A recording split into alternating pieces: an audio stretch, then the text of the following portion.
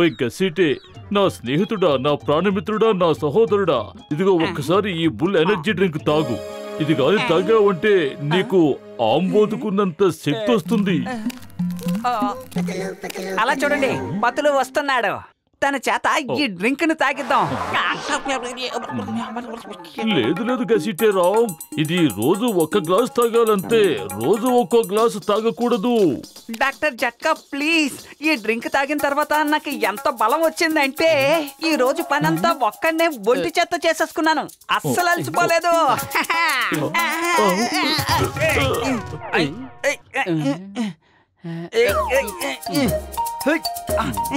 Doctor జట్కా, ఇది తాగితే బలం వస్తుంది అనుకుంటే ఆ డ్రింక్ నేను తాగుతాను. నేను బలహీనంగా ఉన్నాను, నాకు బలం రావడం చాలా అవసరం.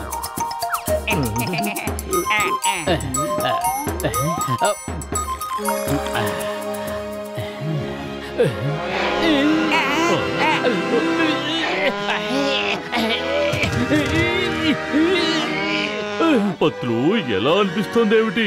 నేను చాలా ఎనర్జెటిక్ గా ఉన్నాను. నాకిప్పుడు ఎలా అనిపిస్తుందంటే 10 ఆంబోతుల బలం వచ్చేసినట్టుంది.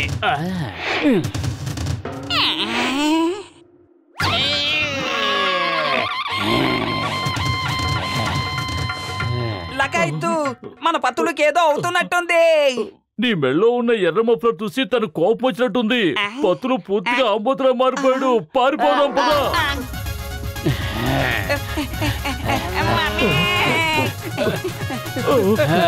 నేను కాదు డాక్టర్ జట్కా, నువ్వు గుట్టకెక్కకుండా అక్కడ కూర్చున్నావేంటి? నన్ను కాపాడు, తను రంకెలు వేసుకుంటూ వస్తున్నాడు. కాపాడు డాక్టర్ జట్కా. అయిపోయిందా దేవుడు? అరే పత్లు, నా సోదరుడు.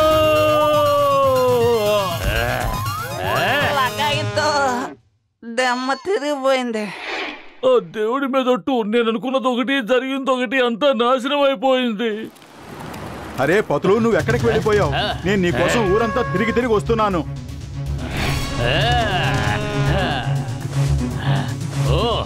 రోజు బట్టలు నాతోనే ఉతికిస్తావు కదూ? అవునవును, ఎందుకు ఉతకవు? నీకో విషయం తెలుసు కదా, నువ్వు గాని బట్టలు ఉతకలేదంటే నాకు పట్టరానంత కోపం వస్తుంది. అరే పతులు పతులు, ఏం చేస్తున్నావు? అరే పతులు, ఏమిటి నీకేమైంది? సారీ సారీ, ఇంకెప్పుడు నిన్ను బట్టలు ఉతకమని చెప్పను. ఇంటి పని అంతా నేనే చేస్తాను, నన్ను క్షమించు. సారీ. అయ్యో పతులు,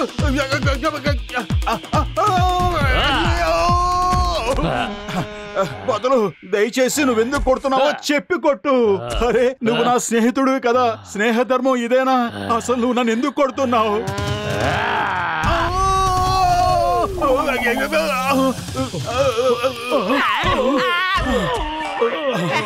ఈ స్నేహితులిద్దరూ కలిసి మనల్ని పైకి పంపించేటట్టు ఉన్నారు గసీటే. లగాయతు, మోటు, అసలు నీకేమైంది? నువ్వు ఎక్కడి నుంచి వస్తున్నావు? అరే నాకేమీ జరగలేదు, కానీ పతులకి ఏదో జరిగింది. అదేమిటో చెప్పండి. నా ప్రియమైన స్నేహితుడు నన్నే కొట్టాడు. ఓయ్ మోటు, నా స్నేహితుడా, నా ప్రియమిత్రుడా, పత్రు నా బుల్ ఎనర్జీ డ్రింక్ తాగి అలా అయిపోయాడు. ఎరుపు రంగు చూస్తేనే తను ఆంబోతులా రంకెలేస్తున్నాడు. పద, తనని ఎలాగోలా శాంతపరచాలి. జాన్ అవుతాడు డాన్, ఈ జాన్ అవుతాడు డాన్. నువ్వు మాకు దొరికిపోయావు జాన్. ఇన్స్పెక్టర్ చింగం గారు వచ్చేంత వరకు నేను నిన్న ఇక్కడి నుంచి కదలలేవును. భలే బాస్, భలే భలే కవిత చెప్పారు. కవితలు పిచ్చోడా, నువ్వు నోరు మూసుకో. మోటు, అసలు నువ్వెందుకు నా వెనకాలే పడుతున్నావు? వెళ్ళు, లోకంలో ఎంతో మంది దొంగ వెధవలు ఉన్నారు, వెళ్ళి వాళ్ళని పట్టుకో. అలాగే, నువ్వు చెప్పినట్టే చేస్తాను. కానీ నువ్వు రెడ్ షర్ట్ వేసుకుని పతుల దగ్గరికి వెళ్ళు. ఆ షర్ట్ నీకు బాగుందో లేదో, నువ్వు ఎలా ఉన్నావో పతులను అడుగు. ఒకవేళ పతులు నీకు ఆ షర్ట్ బాగుందని చెప్తే ఇక జీవితంలో ఇంకెప్పుడు నిన్ను పట్టుకోను. మాటేనా? నువ్వు మాటిస్తున్నావా? పక్కాగా. మొదటి నుంచి ఎరుపు రంగు అంటే నాకు చాలా ఇష్టం.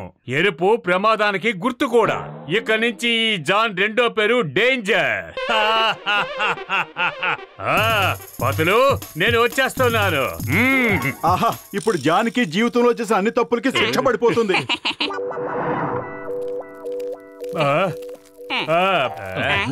పతులు ఇలా చూడు, నేను రెడ్ షర్ట్ వేసుకొచ్చాను. ఇందులో నేను ఎలా ఉన్నాను? ముద్దొస్తున్నానా?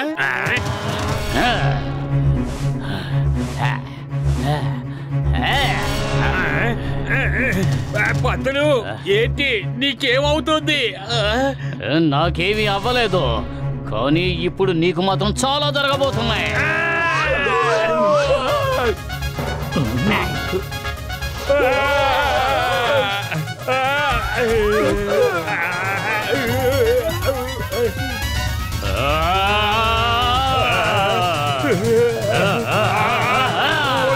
నన్నేం చెయ్యొద్దు. జాన్ అవుతాడు డాన్, ఈ జాన్ అవుతాడు డాన్, కానీ ఇలా చిత్తుగా కొడుతూ ఉంటే నేను అప్పుడు అవుతాను డాన్.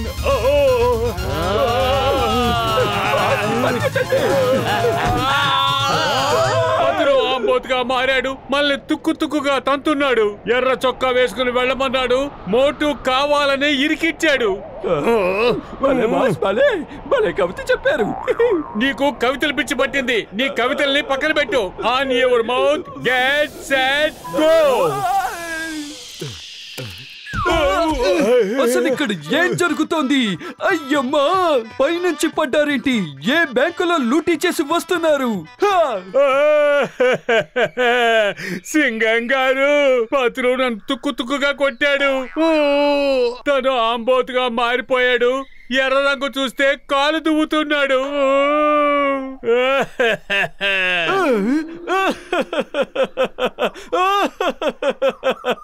ఏమిటా అర్థం లేని మాటలు? తను చెప్పింది నిజమే చింగం గారు. పత్తులు నా బుల్ పవర్ ఎనర్జీ డ్రింక్ తాగి అలా అయిపోయాడు. ప్లీజ్ తనను పట్టుకోవడంలో మీరు కాస్త మాకు సాయం చేయాలి. నేను నమ్మనంటే నమ్మను. మీరందరూ నన్ను పిచ్చివాణ్ణి చేస్తున్నారు.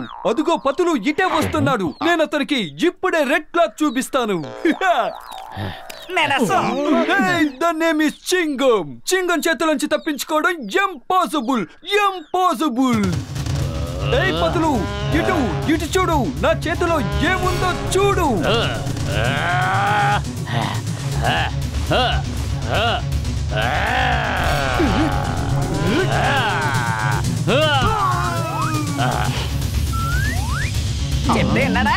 అయ్యమ్మా, మీరు చెప్పింది నిజమని నాకు ఇప్పుడు అర్థమైంది. పతులు ఇక్కడి నుంచి వెళ్ళిపోయినట్టున్నాడు. మోటు, ఈసారి పతులుని ఏదో పోనీ లేని వదిలేశాను, కానీ ఇంకోసారి నా ముందుకొచ్చాడు. మీ పతులుని ఎలా కొడతానో నాకే తెలీదు. ఎలా కొడతాను అంటే తను జీవితంలో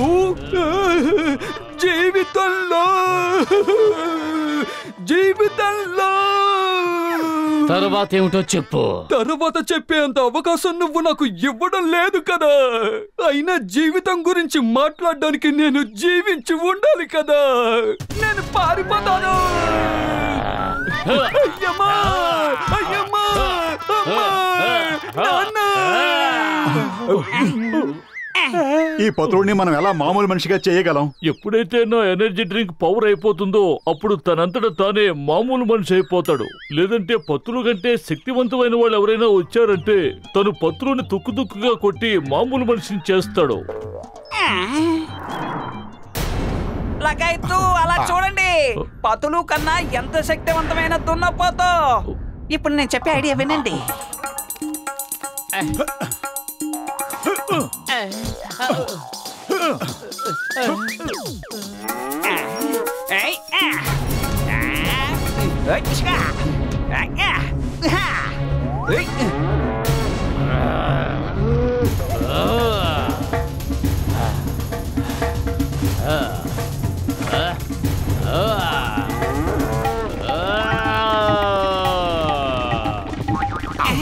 పతులు, నా ప్రాణ స్నేహితుడా, నన్ను క్షమించు. నిన్ను బాగు చేసుకోవడానికి నాకు ఇంతకంటే మరో మార్గం లేదు.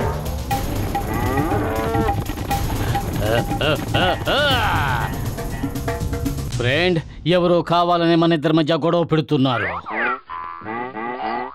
అటు చూడు, వాళ్ళ చెట్టు వెనకాలే దాక్కుని ఉన్నారు. దాడి చేద్దాం.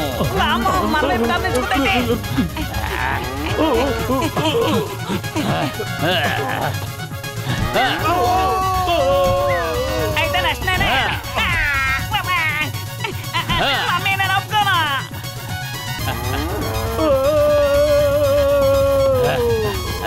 పెద్దన్నయ్య ఇంతకు ముందు మనల్ని ఒక్కడే తరిమాడు, కానీ ఇప్పుడు ఒకరికి ఇద్దరయ్యారు.